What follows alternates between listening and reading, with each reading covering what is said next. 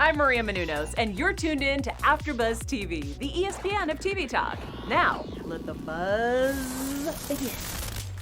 Hey everybody, welcome to the GH Report, bringing you all the latest craziness that's happening in Port Charles every single weekday on ABC. I'm Frank Moran.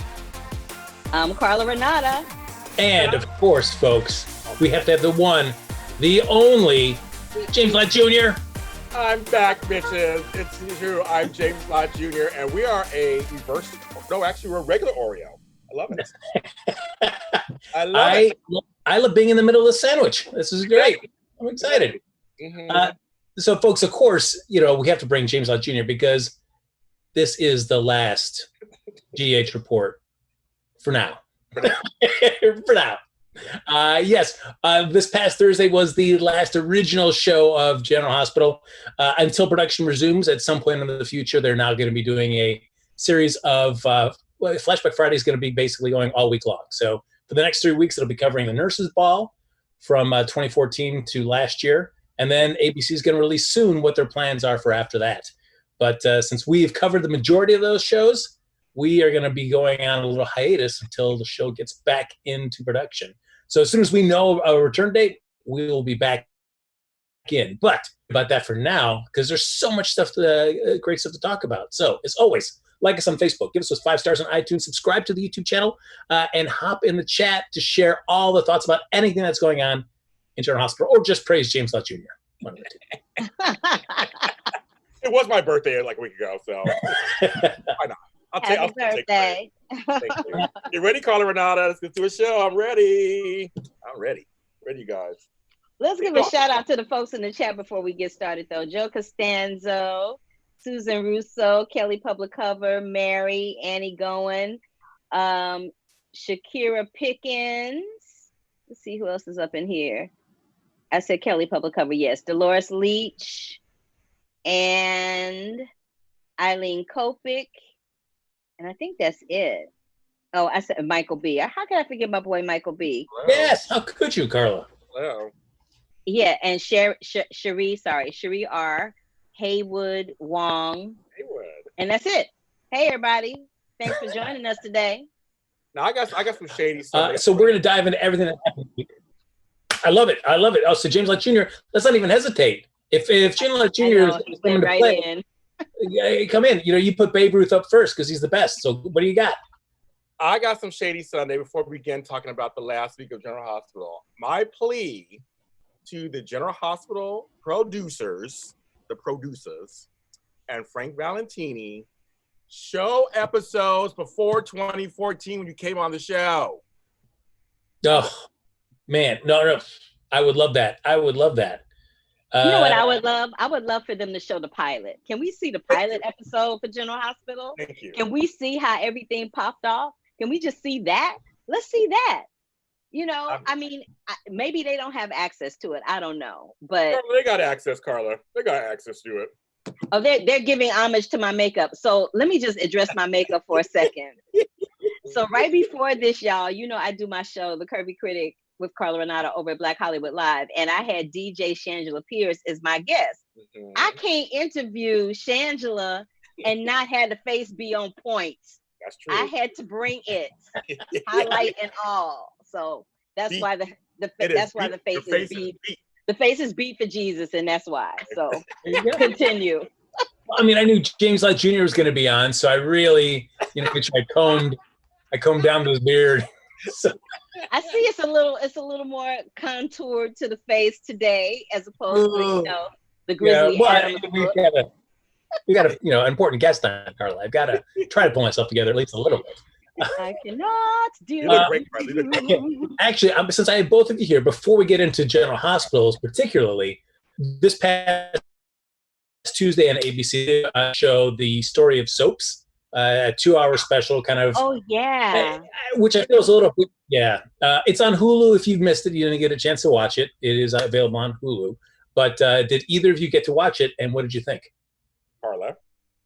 Okay. Well, I watched it and I love that show so much. It's so, we get so used to seeing them every day. on the soaps when we watch them in real time, that you forget that they were like little nuggets. They were little babies. And I love how this is the one thing that they said that I thought was so incredibly important, that daytime television paved the way for those nighttime soaps like Dallas. It paved the way for the Real Housewives of Atlanta, New Jersey, New York, Orange County. It paved the way for all of that. And so the fact that people are like, oh, daytime is dead, they trying to get rid of daytime. But then at the same time, they pose the question themselves, is daytime television done? I don't think daytime television will always be done, because daytime television has some of the most hardcore, loyal fans of any television show or film ever. But I loved how they gave you that history of where it came from, where it was at its height, and how it is now. It was cool. I loved it. Okay, so here's what I think. James? I watched it also, and I liked the first hour. And I went into it knowing that it's ABC, so they're going to focus more on ABC soaps. I mean, I knew that already.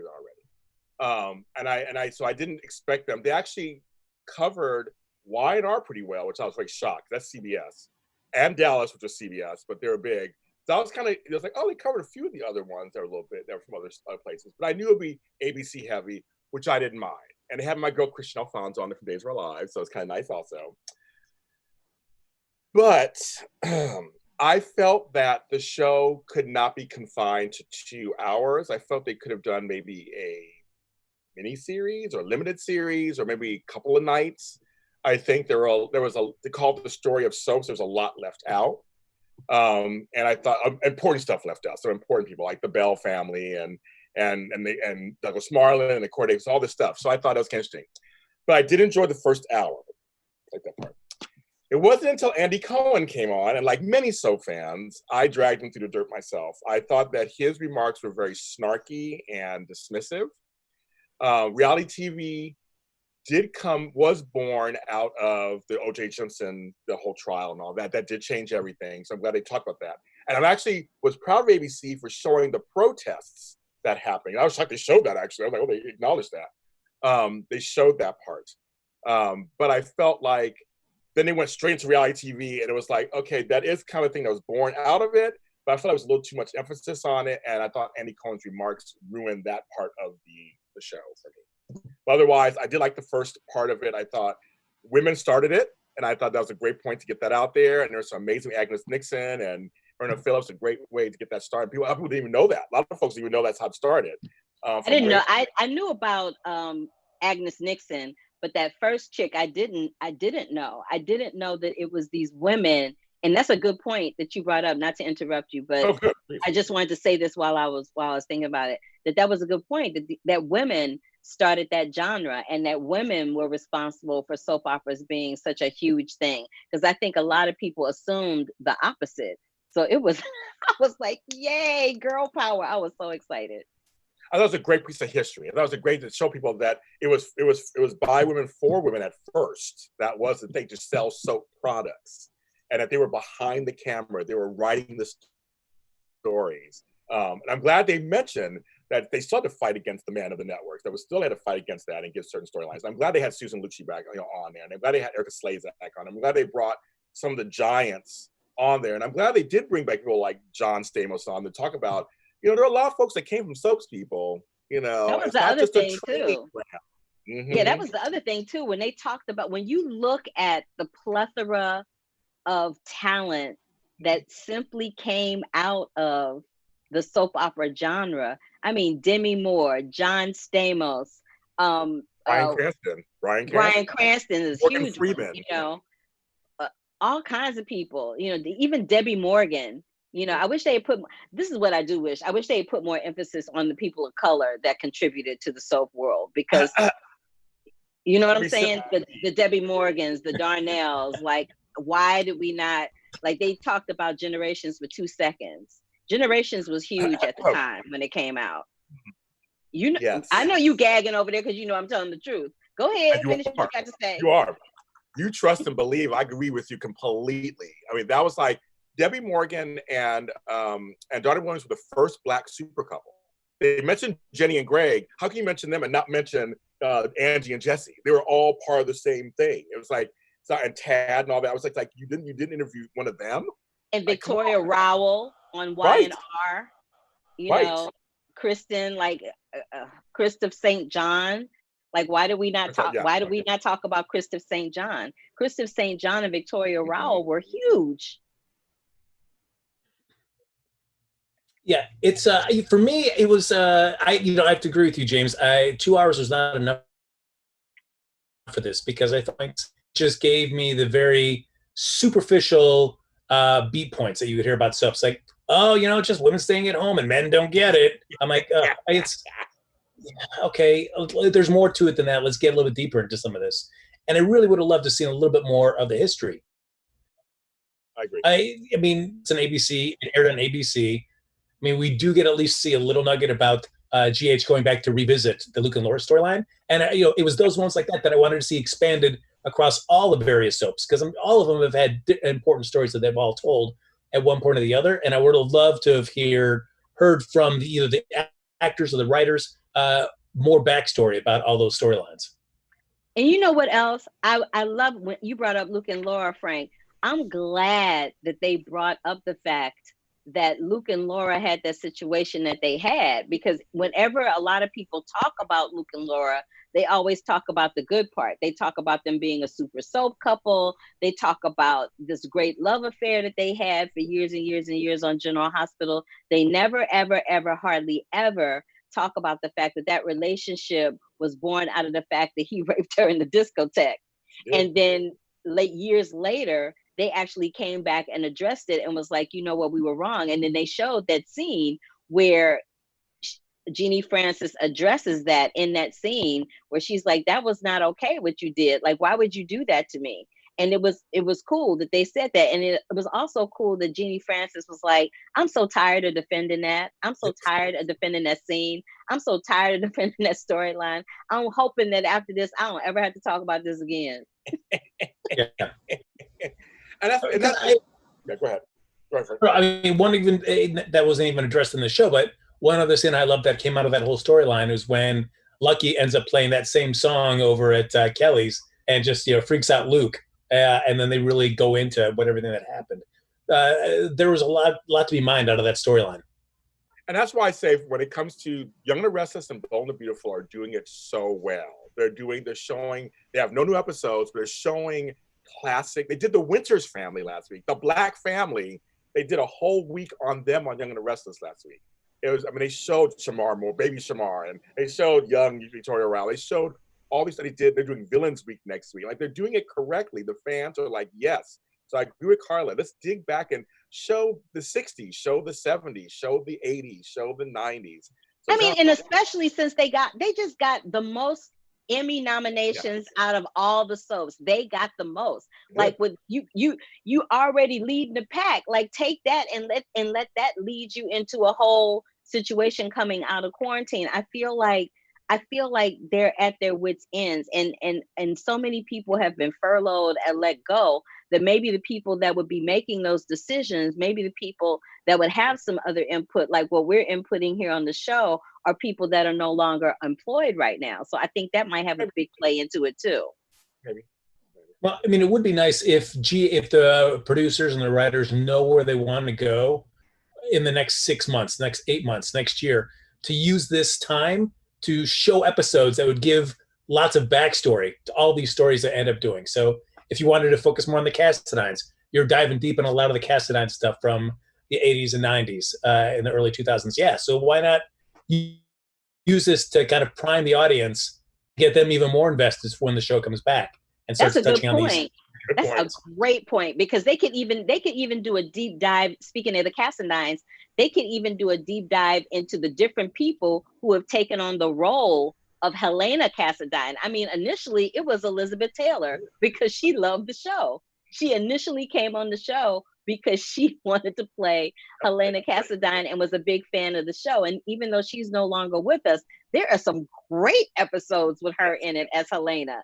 You know what I mean? They could do a whole situation. They could take one character and just do a deep dive on characters throughout the years, as opposed to, like, the Nurses Ball thing is cool, But I agree with y'all. Like, let's see something before 2014. Like, really though? Right. It's just like Nurse's Ball was in the 90s. Let's show the AIDS storyline, show Stone dying, the famous scenes, and then go into Nurse's Ball, with the one where Robin's being carried off the stage because she collapses and with the quilt. I mean, those are gems that you can show and explain kind of the Nurse's Ball to people who may only know 2014 and above. Absolutely, yeah. That's me. I know. That was the one thing that frustrated me is for a 2-hour episode, there were some clips that they reused way too many times. So if I need to see the shot of a Stone kind of like crying and holding his face, like there's other snippets of that scene that you could cut in instead. Why do we keep showing the same clip way too many times? Yes. So they got the they can do it. Yeah. It's an interesting show, but I have my frustrations with it. But still, if you haven't had a chance to watch it, it is in 2 hours to watch. Even less if you watch it on Hulu, I'm sure. Yeah. Yes. So, but now, folks, we've got lots of stuff happening in present day. Poor Charles. First, we've got this stupid custody hearing. I am done with it. And at first, before we get into it, Carl and I had talked about it, James, last week. Like, hey, during this hiatus, when the show comes back, we're immediately where it left off. Will we do a time jump? I'd rather, like we jump 3 months if that's how long it is before the show comes back. And then let's just pick up the show where it is at that point.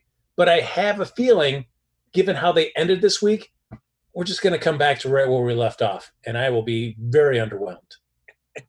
So this custody storyline, how do you feel? Do you want it to come right back to seeing, we got to see Nina on the stand saying stuff? Or would you rather it jump 3 months? Well, the time jump worked on days. It totally worked. They went a year. It totally worked. No, the thing is, there's so many things. I love a good custody battle. I love a good courtroom stuff. But this one is so convoluted, and so they're reaching for stuff. The one thing that bugs me, there's many things that bug me, but the one thing that bugs me, Julian. They make Julian just a punching bag over and over. He can't catch a break to say he's been minding his own business. He was minding his own business, just doing his own thing, whatever. And all of a sudden, homegirl has her big mouth, runs her big mouth. And when you did the thing about, and then Nelle had to be right nearby. And of course, she's gonna make him into marriage. I mean, like everybody in the world knows they don't love each other. Like he looks miserable. So of course, Sam hates him even more. And it's just like Julian just can't catch a break. Is he just always gonna be the downtrodden punching bag of General Hospital? Carla, I know you love yourself some Julian. What's going on with your boy? I do love myself some Julian. I feel like they were probably gearing up to some major storyline with him. Maybe aligning with Sonny to be black. Maybe Sonny aligning with him and blackmailing him into helping them get rid of Cyrus. Like I'm stretching and reaching on that one. But I feel like they were leading up to something where yet again, he was going to be compromised into doing something else that he didn't want to do. And I was kind of feeling like it was leaning toward working with Sonny and Jason because of that confrontation that they have outside the courtroom. So, and I agree, they are making him a punching bag and they're making him so weak. I hate when they introduce a really strong character and then they make them really weak. I hate that they did that to Sam. I hate that they did that to Ava. And then we also see that maybe, Ava might possibly have some kind of thing. Maybe Cyrus might, because, the worst person in town always seems to be the person that's attracted to Ava. And Ava is so starved for freaking attention that she's like, oh, you like me? Really? You know what I mean? Yeah. So I don't know. I hate that they did that to him. I hate that they threw that actor under the bus like that. That was unfortunate. There is nothing. All the characters are bad on some level. Like you said, you're a felon, you're a felon, you're a felon, you're a felon. Everybody's a felon. I mean, it's like everybody's been in jail. Everybody's had some problems. This whole thing is just like, do you really? I mean, there's nobody. I mean, Michael's supposedly the good guy. I mean, he's tired too. I just think it's all just kind of like, just give somebody a baby. Just make it. They both have half custody, whatever. And I'm tired of seeing that half necklace and whatever going on there too. Yes, you're Nina's daughter, probably. That's a stretch, also, but okay, that's fine. And Nina's like, I gotta protect. I gotta be there for Nelle. And oh my, I'm like, what? What are you doing? Like, really? Like, you really go that direction? It just the whole thing frustrates me. Well, You know what? Go ahead. Oh, it seemed like Nina's great plan that she was like with Carl, like, hey, I'm gonna have Nelle working here, and I'll be able to get all this great info. Like that never even became like a beat, and it just like went past that to be like, oh, I gotta help Nelle, right? I gotta do that. And oh, go ahead. But you know what? I think that happened because of the quarantine. I think people were freaked out, and I think they probably lost track of where they were. And they're like, okay, let's speed this along. Let's go like this, like That's what I think. Anyway, go ahead, Frank. Oh, the other thing that was frustrating is that we get Diane, who's like licking her chops about the idea of getting both Nelle and especially Julian on the stand, and it was such a lame cross-examine. I was like, that was it. That was it. You could. She was like, I cannot wait. Put him on the stand. And then it was like a couple questions. I think the exchange between her and what's his face? Scotty. Huh? What's his name? Michael E. Knight. What's his character's name, y'all? Martin Gray. Martin Gray. I think the exchanges between her and Martin Gray were more interesting than that trial. Hello. You said licking her chops. I just got like a total thing. And congrats to Carolyn Hennessy for her Emmy nomination for Studio City. So make sure I say that to her. Oh yeah. And Kathleen Gotti got nominated for Mermaid for Christmas. So they both got nominated. Awesome. But no, I mean, I agree. It's just like that whole exchange with Martin Gray was a bomb.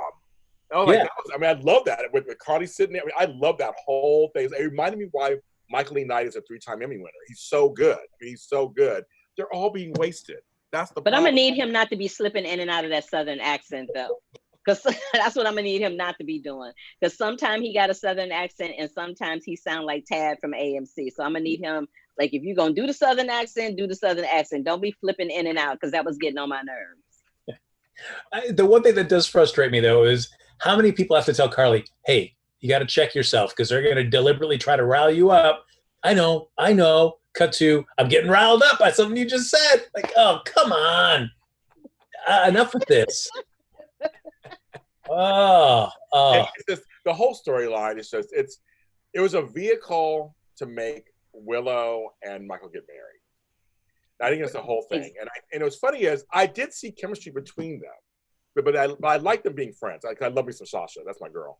But I felt like there was chemistry. You'd have to manufacture all this other stuff to explore that. But I feel like that was the one way to do it, I think. It just seems like for the most drama in the storyline, it can only end in a split custody agreement. Yeah. I mean, because realistically, nobody's going to give Nelle full custody. So it's not going to go that way. So they would be out of their ever-loving mind to do that, because she is cuckoo for Cocoa Puffs. I mean, let's just call a spade, honey. That doll running in there talking about my loving husband. And I mean, even the actors on the show, it almost felt like they came out of character for a second when they were like, oh, this. Right? You can just see everybody's eyes rolling and them going. Exactly. But I do think Chloe Lanier, because she's a friend of mine, I talk to her all the time. I think she was having some fun though. Like you said, it's kind of almost out of character. Like she sounded like it's like, well, they give me the storyline. I'm gonna work it till I can, I guess. Make the most out of it. Because halftime she's strutting her stuff in there in every scene, and just walking around and just tossing lines off. I think she's having a good time. I think you're right. It's kind of like, well, this is what I'm getting, so I guess I'll just make it work. I'm getting paid, so I'll just do it. Yeah, and this is the other thing. So I love how all of a sudden, this is kind of getting on my nerves. So the whole thing with Brando is kind of getting on my nerves. I'm kind of getting really salty about the fact that he keeps running into all the Davis women. So I think they were trying to set it up that he's probably going to hook up with one of them, either the mama, either with Sam, and it's going to be some kind of conflict with Molly. But I'm just like, and then that whole exchange between Alexis and Sam, where Alexis is like, well, he is hot. I'm like, really? That's what we gonna do? Now we just gonna have you bopping your son, your daughter's one night stand? Really? Is that what we gonna do? Okay. Why not? He is hot. But why not? Sure, why not? That's just Daughter, skank. That's just sister. skank. That's just skank. That's skank. Mother, daughter, That's like- sister, all in the That's family. like Why not? that's like Ava Kiki. I'm like, I don't need to see that again right now. I really don't. You know, I don't need that in my life. I've never been a huge Sam fan, but man, if you in the past like year, maybe year and a half, if there's one character that I feel like is just soured more as much for me as Sam, I can't think of anybody else. That character is just so unpleasant. Anytime I see her in a scene, I'm just like, I don't care. I don't care. She's just, and you know, Kelly Monaco acting her best with what she's been given, but man, the writers are just making that character incredibly unlikable, and I just really, I just really do not care about it. Yeah, I felt like they've been throwing her under the bus, as I've said numerous times before. You know what other storyline was getting on my nerves was that Deb finally had to say to Josh, you know, Cam like you, right? Like really, like you. Like really, is that it? We gonna go down that road now? What? So now we gonna have Josh get jealous that Cam is running all over Port Charles with Trina. We gonna do that now? I'm like, I can't. But I do like the fact that they paid homage to Oscar's anniversary, but it was kind of lame. Like usually when somebody has an anniversary like that, they would do little clips. It would be a whole thing, and this time it was just them sitting outside talking about it. I'm like, really? That's what we gonna do? Okay. Got to use that park. I like nothing more than using the real outdoor location, that dopey ass park, to refer about an indoor park location. That's Oscar's Meadow, which we never see in the episode, but it's like great. We go outdoors to refer an indoor park location. Super cool. Yeah, that's right. They do it indoors. Yeah. Oh, good old Oscar. You know, all right, Carla, I gotta ask this: Sasha and her cocaine. So once again, this PA shows up and says, hey, here's another huge vial of cocaine. Just hold on to it just in case. No, like, she didn't give her a new one. She didn't give her a new one. Wasn't it the same vial? No, because the other one was empty. Sasha blew through all of that first one. Which Did you is say like, Carla? Did you say Carla? Carla, didn't Was you that go? a Freudian slip? What you doing? Carla, you've been hopping on that yayo, right? Stop it. It's, And no. No, and no. So who's this PA that they have not one but two vials of cocaine with them and are comfortable just giving it away to somebody they've just met? Like, what is going on? I just felt like that was a storyline that was going wrong and just was, you know, it was just, I don't know. It was a storyline that was going wrong. I wasn't down for that. I'm like, really? We gonna throw Sasha under the bus like that too? I can't. And they throwing Nikolas under the bus. They got Nikolas finally talking to Spenser. They got him going to visit Mike. I'm like, this the first time you come to visit Mike, now that Mike on his deathbed. And now we got Mike, you know, just laying. That's an easy gig for Max Gale. He just laying in the bed with his mouth hanging open. I'm just saying, no shade. But I was like, ooh, I would love to get paid them with all them zeros, be like that with my mouth hanging open. But I love the fact that they're addressing, as I've said numerous times, that they're addressing all the different stages of dementia and Alzheimer's, so that people know that, you know, this isn't a situation where somebody begins to lose their memory and then they just go away. It's a gradual thing, and in losing their memory, they lose their cognitive functions. They just lose all functions with which to reason, right? But what I really hated is when Sonny was in there pleading and crying, talking about, give me a sign, and then he leaves the room, and then they do that close-up of Mike's hand reaching out for him. I'm like, really though? That's what we're gonna do? Okay. Yeah. James, before we dive too much further into the Mike storyline, we just were talking about Sasha and her cocaine habit. So briefly, are you excited about Sasha having a cocaine addiction or no? He's laughing. Is this 1985? I don't understand what's going on. I'm like, are people still doing coke? No. I just feel like, why Sasha? I feel like we're not delving enough into Lucas losing his son. Yes. Like that's where the story should be.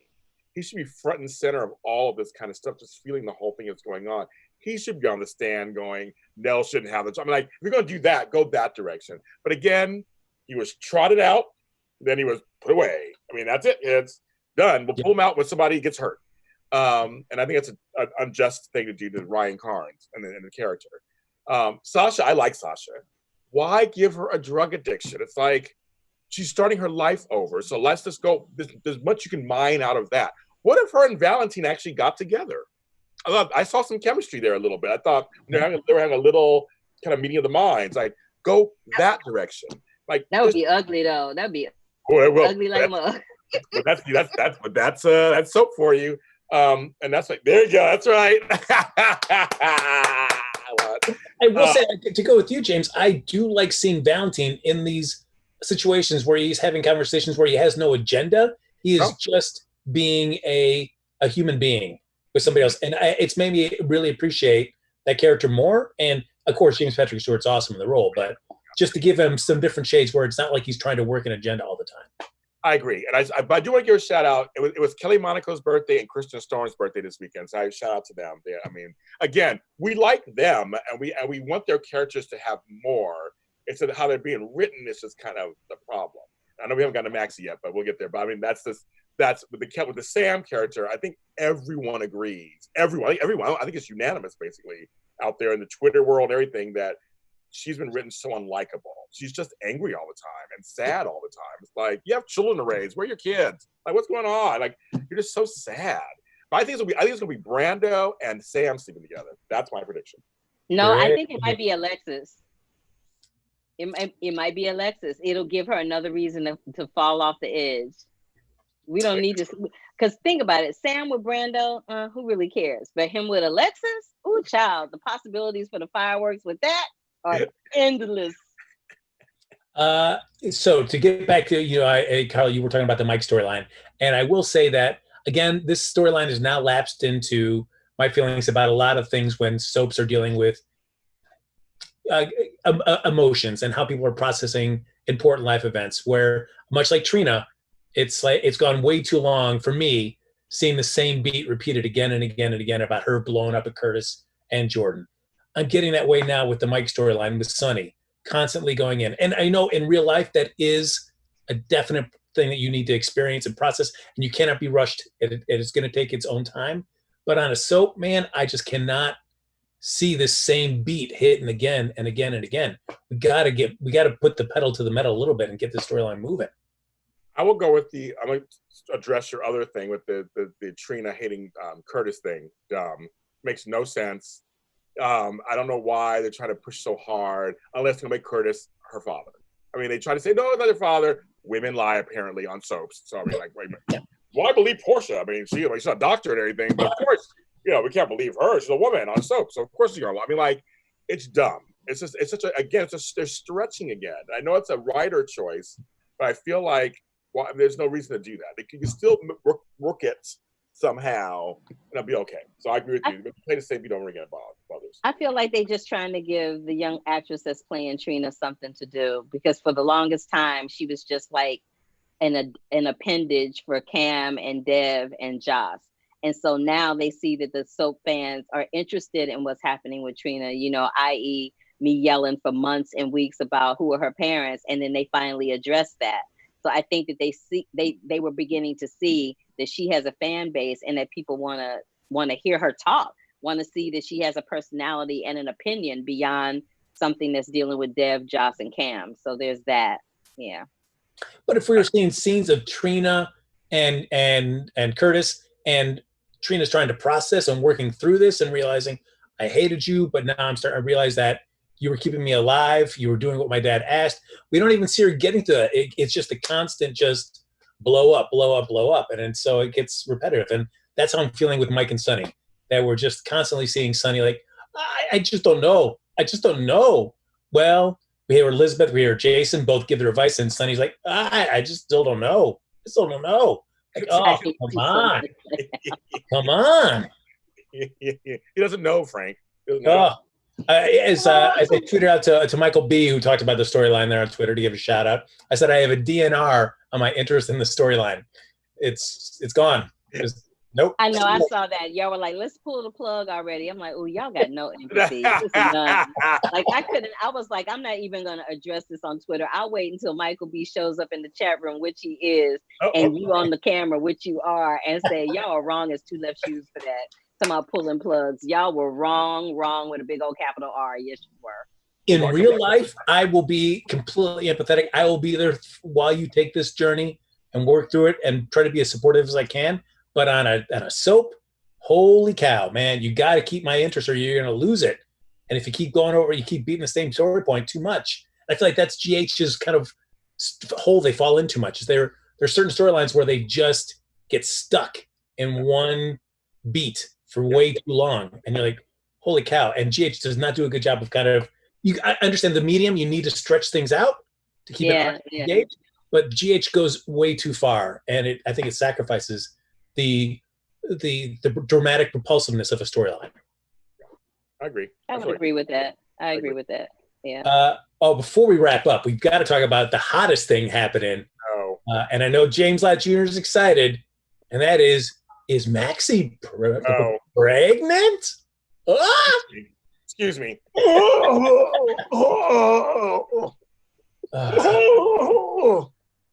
Yes, that's all I wanted. If there's a, what they call Plaxi or whatever, after calling it, baby, I literally will take this screwdriver and shove it up my nose. I swear to everything that is unholy. Don't be doing that, child. I will take both of these and shove up my nose if they make her pregnant with a Peter baby. I don't think she's pregnant. I think it's gonna be something else. Like, that's way too obvious. They gotta know we're smarter than that. It's gotta be something else. Like, it has to be some kind of health crisis. I mean, the show did say that there's going to be an unexpected pregnancy announcement, and so far, I mean, we all thought it was going to be Molly because she hooked up with Brando. But now that you've got Maxie going, and they said it was going to be announced this week, and that's the only thing. Maybe it's Sasha. Maybe it's Sasha. Maybe it's cocaine addicted. Then I'm just saying, maybe it's Sasha, and Sasha's doing that coke. I'm just saying. I'm just trying to throw some stuff out there that ain't like on the nose. You know what I mean? On the nose. Let it be somebody else, please. Because as everybody knows on General Hospital, and everybody knows, the fans know, I hate Peter. I hate the character of Peter. I hate that he's on the show. The whole thing. If they make them, there's no chemistry between him and Maxie. There's no chemistry. I just can't believe it. There really isn't. It's too bad too, because I like Wes, who plays Peter. He's an excellent actor. Yeah, he's fine. But the minute they hooked him up with Maxie, it was like Dullsville. One other storyline we have, which again I always like when we get this combination of characters together, is we see Olivia calling a psychic to get some help with Dante, which goes south, and Brooklyn thinks she's having an affair. And I did like at least Ned realized, like, hey, I've been so obsessed with this ELQ takeover. I've forgotten to pay attention to you and the pain you're going through. And then we see Robert Scorpio coming in, and I love anytime we get a scene between Robert and Olivia. I think those two characters work really well together. Mm-hmm. Work really well together. That's the euphemism. When he touched her hand, I was like, oh. And even Ned was like, what's going on over there? He had a look at the stick. She was like, mm-hmm. I was like, are they putting these two together a little bit? Are they pushing them? I'm down for a little something with Olivia. She's been on the back burner for a minute too, and she's a wonderful actress. Like, can we just have her not showing up in the scene with 2 lines? Can we utilize her a little bit more? Yeah, because again, I would like to see something with her that's not so Dante centric. Because I feel like for the majority of her time we see her in scenes, it's dealing about something with Dante. So and I'm gonna need Brooklyn not to be jumping to the gun so much too. She always jumping to the conclusion, popping off at the mouth, and then she got to turn around and apologize or fix her face. I'm like, I'm gonna need you not to be doing that every 2 seconds. I don't mind that. I like Brooklyn. She's New York. I love her. I don't care. I like her too, but I'm still gonna need her to stop popping off at the mouth every 2 seconds. But Carla, you know, that's all they do. They pop off at the mouth. They run at their mouths. You know how that happens. Some young ones, they run the mouths. They do all the time. That's what they do. But I will say, I like that whole combination. All those actors together, they're all good. I mean, Wally Kurth, congratulations on his Emmy nomination for Days Are Alive. But he's doing 2 shows at once, folks. 2 shows at once. He's good on both of them. So I do like the combinations. And anything with Tristan Rogers and I even love the Tristan Rogers, Judy Francis, they're working more together too, and they're old friends. I love it. I'm all in. Now, all right, one thing though that drives me crazy is Robert Scorpio and Luke Spenser, they go back a long time. Do you think that Luke Spenser is going to make it so impossible to get in touch that he would not let Robert Scorpio know? That he's going to make it that like Tracy is like the gatekeeper for Luke's contact information? I mean, I understand for many people, yes. I think that because he's trying to protect people. Like if you were trying to protect somebody, if you know that you're in constant danger and they know that you've given this person this information or they know how to contact you, then that puts them in danger too. So I get that. I feel like Robert should have that contact because I bet you Laura knows how to get in touch with Luke. She doesn't need to go to Tracy to figure that out. She says she didn't. She said because he straight up asked her. He said, "Do you know how to get in touch with Luke?" And she was like, "No, I don't." And then he was like, "Oh, my bad. I'm sorry." And she was like, "Yeah, your best bet would be to find Tracy and get in touch with her." Which I do love that because I like them as a couple. But man, yeah. I don't know. I mean, it makes sense story-wise. It gets Robert over to the Court of Mains to have that scene with Olivia. So I mean, I understand, but it also feels like they stretched. We also get to see Brooklyn also finally realize, oh, wait a minute, I made a big boo-boo. I've sold my stocks off to somebody who wants to take over the company, and that person's Valentine. I'm finally glad that she's realizing, like, uh-oh, I made a boo-boo. So yeah, good. Yes. So yes. As we're getting ready to wrap up here, again, this is the last original episode was this past Thursday. We still have no idea at least in Los Angeles County, they're aiming for a July 4th opening. But that doesn't mean necessarily production is going to open at the same time. We have no idea how much they want to film before they start airing these new episodes. So again, we're just going to keep an eye on it. And as soon as we have an idea of when there's going to be a new date, of course, we're going to get back on and start talking about it as soon as the new shows start airing. But how do you guys feel about this? If us going back right to where we left off, I just feel like this is not the best. I feel like the show is set up too many things, like the nurses' ball, the court hearing, this big party for Ava and Ava's unveiling for her painting. There's too many things the show set up that I feel like that they're just going to go back to this, which I feel like is kind of disappointing. They have to. They have to go back. They have to pick up where they left off. They have too many things set up. And I have a feeling they have scripts already done already. They just couldn't film. I don't know how many scripts they have right like that, but I have a feeling they have some scripts done already. They just had to kind of stop. And I noticed some of the other soaps, they are working on scripts still. They're writing. They're all just kind of writing, but they're not filming. So I think what do you think the odds are that they have taken any bit of time? Because at least maybe the first few weeks, they're not doing anything. People were settling in. That they've taken that time to kind of just to get the general temperature of the room in terms of certain storylines. That once they go back, either they kind of tweak some of the old scripts that are already written, or they change some of the storylines going forward. They don't care. No, they're not looking at our comments. They don't care. They're doing exactly what they want. If they cared, there'd be some stuff axed by now. They do not care. There's a storyline. I think they care because they showed us who Trina's parents were, because everybody was like, who was Trina's parents? And they addressed that. So I think it's a catch-22. I think some things they care about and other things they're like, whatever, y'all need to go get a life.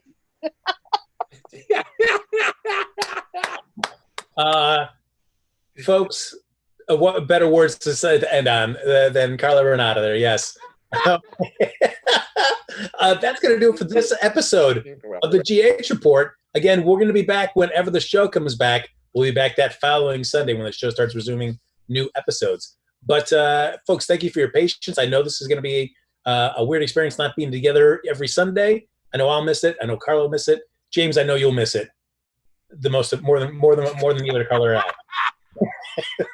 I left the show a long time ago, but I will come back for the return. I'll come back for that episode, and we get to talk about what we think. Fantastic. I love you too. I'm glad you guys kept the show going. Carla is very kind to put up with me because I am doing my best to sync this, and she gives a class. So, But folks, thanks for joining us as always. Like us on Facebook, give us those 5 stars on iTunes, subscribe to the YouTube channel. Thank you everybody for hopping in the chat. We love that you're here every single week with us, and we look forward to the time when we can all be together again talking about new episodes of General Hospital. But if you want to stay in touch with any of us, even after the show is over, James Lott Jr., where can they find you? You can find me where all James Lott Jr.'s are sold, at James Lott Jr. on all social media platforms. And my latest interview with Ian Buchanan is out today, and we talk about the story of soaps, talk about Twin Peaks, Bold and the Beautiful, and of course Duke Lavery and General Hospital. And follow me everywhere. I got music, books, everything, all kinds of stuff coming out. So follow me there. Look at that. Yeah. I do everything. I know, that's true. I mean, but to be so close to greatness, both you and Carla, you're both respective media empires. I get to watch these things just expand. I just sit in a room and grow things out of my face. That's all I got.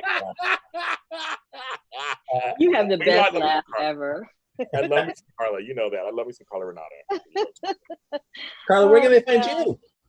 Y'all can find me across all social media platforms at The Curvy Critic. You can find my film reviews at thecurvyfilmcritic.com.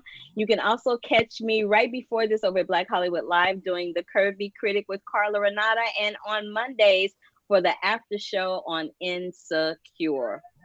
It's so good this season. It's so good. So good. I can't wait to watch it tonight. I can't wait to watch it tonight. So I know, and thank you for shouting me out in that chat room. They was trying to comfort me. I'm like, let me tell y'all, do you know who I am?